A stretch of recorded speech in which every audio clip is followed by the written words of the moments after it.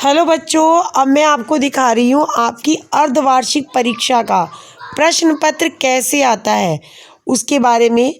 आप ये देखिए कक्षा 9 का जो मैं आपके सामने पेपर दिखा रही हूँ बच्चों, अब आपका पेपर ऐसा ही आने वाला है। तो आप इस पेपर में देखिए, सबसे पहले मैडम आपसे अपठित गद्यांश देगी।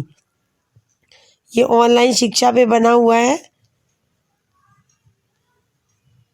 आप आराम से इसे रोक रोक के देख सकते हैं। फिर उसके बाद मैम आपसे ये 4 क्वेश्चन 5 क्वेश्चन लगभग ऐसे ही पूछती है। इसमें जो आपका सबसे ज़्यादा क्वेश्चन पूछा जाता है वो पूछा जाता है गद्यांश का शीर्षक। ये क्वेश्चन अक्सर बनते हैं, तो इसमें बच्चे बहुत बड़ा बड़ा लिखते हैं। तो बच्चों, शीर्षक का मतलब है कोई छोटा सा नाम जिसके बारे में उसमें बताया जा रहा है गद्यांश में। आपने उन्हें, जैसे कंप्यूटर है तो कंप्यूटर का महत्व, अब ये ऑनलाइन शिक्षा पे है तो ऑनलाइन शिक्षा। तो आपने ऐसे गद्यांश का 2 या 3 शब्दों में लिखना होता है शीर्षक। उसके बाद मैम ग्रामर से संबंधित आपका चैप्टर है अनुनासिक, अनुस्वार, मानक रूप कैसा आएगा, ये सब टीचर पढ़ाती हैं। उसके बाद उपसर्ग, इस तरह से नए तरह से क्वेश्चन आ रहे हैं आजकल। प्रत्यय से संबंधित क्वेश्चन है। इतनी ग्रामर देती है टीचर ने, जितने चैप्टर डिसाइड किए होते हैं उन सब से ग्रामर से देती है। परिभाषाएं नहीं आती बच्चों। फिर उसके बाद आपका संधि आ जाता है, एक पर्टिकुलर अलग बना देती है, बड़ा चैप्टर होता है। फिर आपका आएगा पठित पद्यांश, ये मैंने दिया है गीत अगीत चैप्टर से। फिर इसमें भी क्वेश्चन पूछे जाते हैं आपसे, एमसीक्यू में भी पूछ सकती हैं और डायरेक्ट भी पूछ सकती है, जैसे मैंने गद्यांश में पूछे हैं।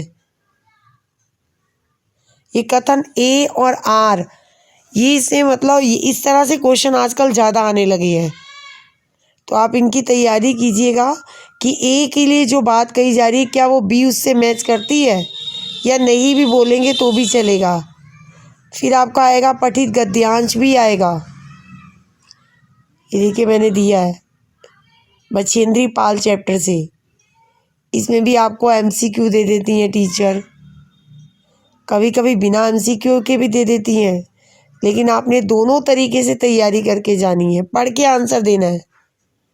फिर आपके चैप्टर से संबंधित देती हैं क्वेश्चन आंसर, जो आपके स्पर्श बुक से चैप्टर आ रहे हैं 3 में से कोई 2 करने होते हैं। फिर संचयन में भी करती हैं 3 में से कोई 2। फिर आपकी लेटर,